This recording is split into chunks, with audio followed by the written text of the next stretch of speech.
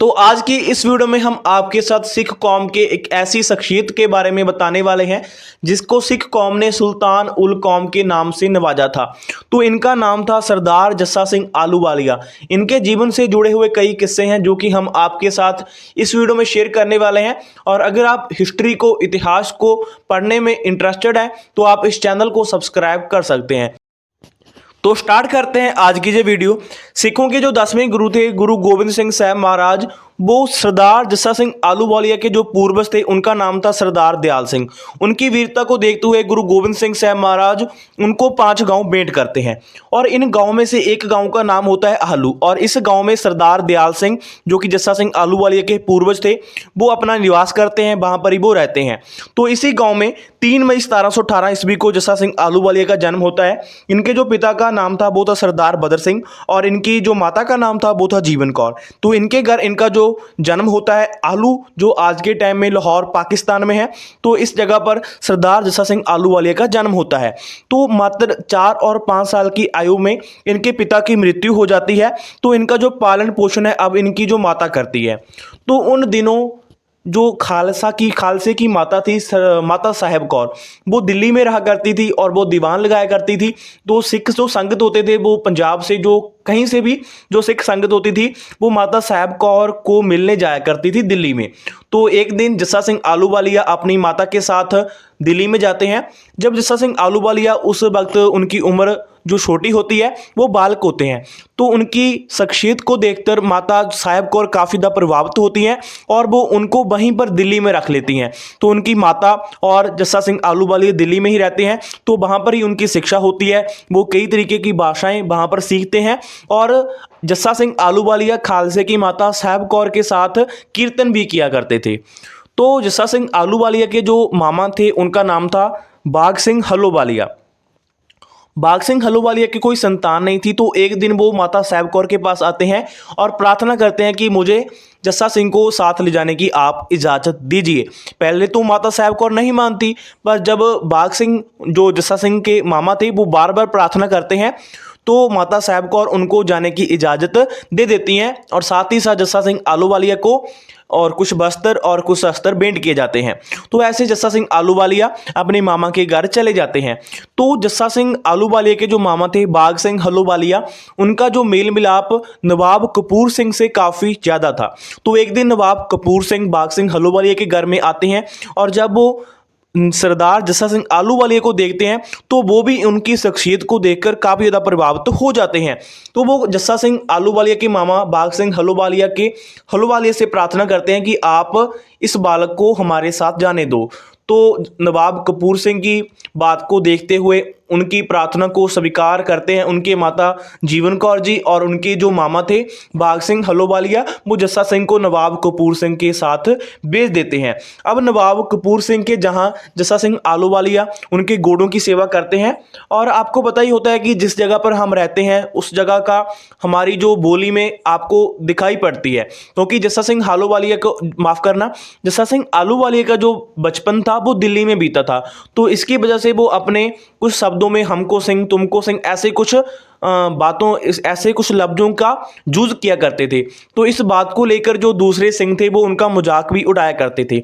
तो एक दिन जस्सा सिंह आलूवालिया इस बात से काफ़ी निराश हो जाते हैं और वो नवाब कपूर सिंह से कहते हैं कि अब मैं आपके घोड़ों की जो सेवा है वो नहीं करूँगा।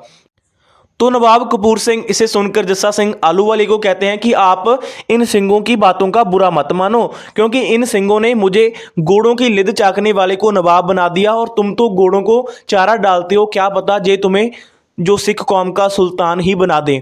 तो नवाब कपूर सिंह ने तो ये बात ऐसे ही कही थी, पर एक दिन ये बात सच हो जाती है और सिख कौम जस्सा सिंह आलूवालिया को सुल्तान उल कौम के नाम से नवाजती है। तो आगे बढ़ते हैं। जस्सा सिंह आलूवालिया के शरीर पर 32 गोलियों के निशान थे और एक तलवार के काटने का निशान भी था। और इंटरेस्टिंग बात यह है कोई भी निशान इनकी पीठ पर नहीं था, जो इस बात को दर्शाता है कि जस्सा सिंह आहलूवालिया कितने बहादुर थे। और ये कपूरथले राज की जो स्थापना करते हैं तो इसकी निशानियां आज भी कपूरथले में मिल जाती हैं आपको। कपूरथला अभी के टाइम पंजाब का एक ज़िला है, तो वहाँ पर एक गोल हवेली है जो कहा जाता है कि जस्सा सिंह आहलूवालिया का वो निवास स्थान थी।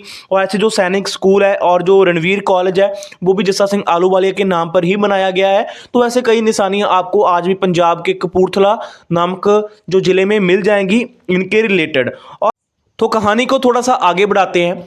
1739 ईस्वी में नादिर शाह भारत पर हमला करता है, मुगलों को लूटा जाता है क्योंकि उस वक्त तक जो मुगल सेना थी वो इतनी ताकतवर नहीं रही थी। जब नादिर शाह और उसकी सेना मुगलों का इकट्ठा किया हुआ धन दौलत देखते हैं तो वो हैरान रह जाते हैं। जैसे कि कोई नूर हीरा था, ऐसे ही दरियाए नूर हीरा, तो मयूर सिंहासन, ऐसे कुछ और कीमती जवाहरात, मोती, खजाने, और ये लूट कर नादिर शाह अफगानिस्तान लेकर जा रहा होता है। और साथ ही साथ जो भारत की औरतें थी उनको भी बंदी बनाकर नादिर शाह अफगानिस्तान लेकर जा रहा होता है। इस बात को जो सिख बिल्कुल भी स्वीकार नहीं करते, क्योंकि नादिर शाह ने अफगानिस्तान पंजाब के रास्ते से होकर ही जाना था। तो सिख सेना ये तय करती है कि हम जो भारत की औरतें हैं उनको ऐसे नहीं जाने देंगे, हम इनको बचाएंगे। तो उस समय जस्सा सिंह आहलूवालिया की उम्र महज 21 साल बताई जाती है। तो वो उस समय वो 21 साल की उम्र में जो नादिर शाह की सेना पर छापेमार युद्ध नीति से जो हमला करते हैं, तो ऐसे ज़्यादातर औरतों को बचा लिया जाता है नादिर शाह के चंगुल से। तो सबसे बड़ी बात यह है कि सिख सेना उन औरतों को उनके घर तक सही सलामत छोड़कर भी आती है। तो 1747 ईस्वी में सैन्य विरोध में नादिर शाह की मौत हो जाती है और उसका जो सेनापति था उसका नाम था अहमद शाह अब्दाली। वो अपने आप को अफगानिस्तान का जो शासक है वो ऐलान कर देता है।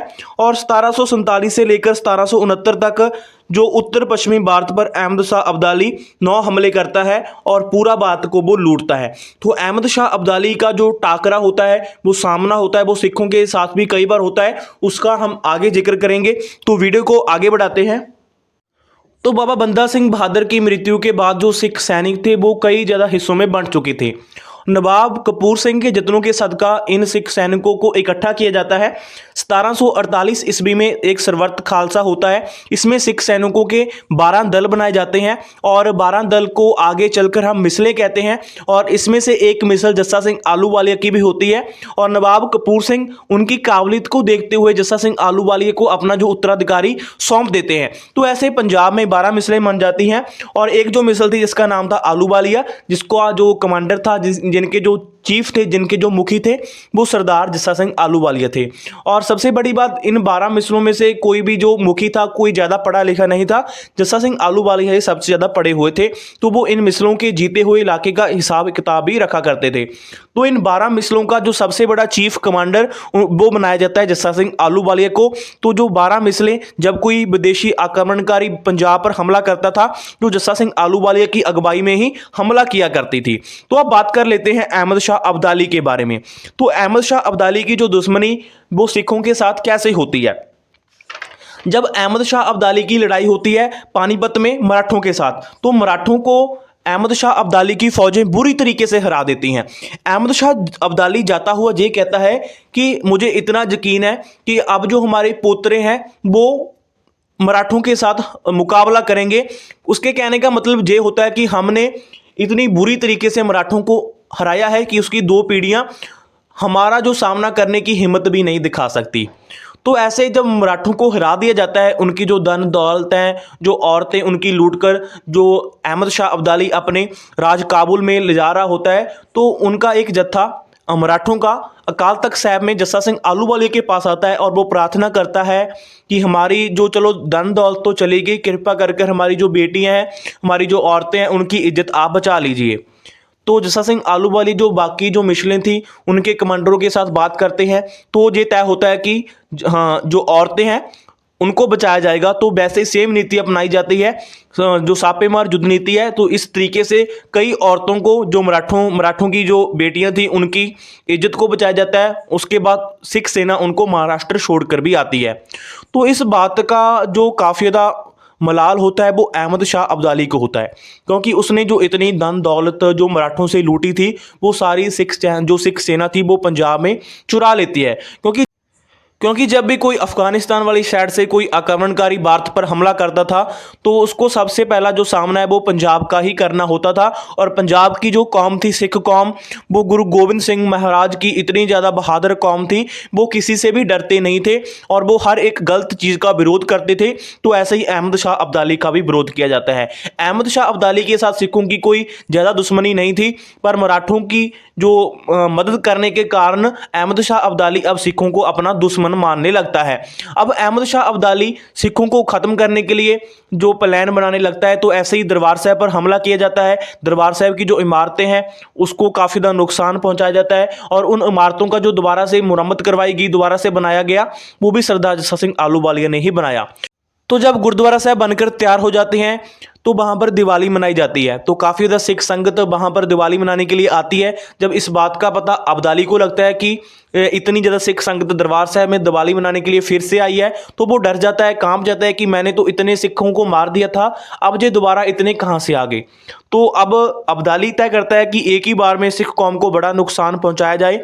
तो वो एक घटना को अंजाम देता है जहाँ पर अब्दाली की फ़ौजें काफ़ी ज़्यादा कम समय में जो पंजाब में आ चुकी थी। और जब हम संगरूर से लुधियाना की तरफ जाते हैं तो रास्ते में एक गांव आता है जिसका नाम है कुप, और कुप के पास एक गांव है रहीड़ा। तो वहां पर जो बड़ा कलुकारा होता है जहां पर सिखों को काफ़ी ज़्यादा बड़ा नुकसान पहुंचाया जाता है। कहा जाता है कि 40,000 सिखों की वहां पर उस जगह पर शहीदी हुई थी और उनका युद्ध हुआ था अहमद शाह अब्दाली की फ़ौजों के साथ। और इस पर हम वो पूरी डिटेल वीडियो है वो भी हम बनाएंगे बड़ा कलुकारा के नाम से। और उस वक्त इस सेना को, सिख सेना को जो लीड किया था वो जस्सा सिंह आहलूवालिया ने ही लीड किया था। तो काफ़ी ज़्यादा दलेरी से मुगलों की, माफ़ करना, अफगानिस्तान की अहमद शाह अब्दाली की फ़ौजों के साथ जो टाकरा सिख सेना करती है। क्योंकि ये नुकसान इतना बड़ा क्यों होता है, वो इसलिए होता है क्योंकि अनुमान ये लगाया गया था कि अहमद शाह अब्दाली की फ़ौजें लगभग 10 दिनों में पंजाब आएगी, पर वो 3 दिनों में ही पंजाब आ जाती हैं। क्योंकि अहमद शाह अब्दाली अपनी फ़ौज को किसी भी जगह पर रोकता नहीं, वो बिना कुछ खाए पिए अपनी फ़ौज को जो रवाना कर देता है पंजाब की ओर। तो ऐसे जो अब्दाली की फौज में वो जल्दी से पहुंच जाती हैं।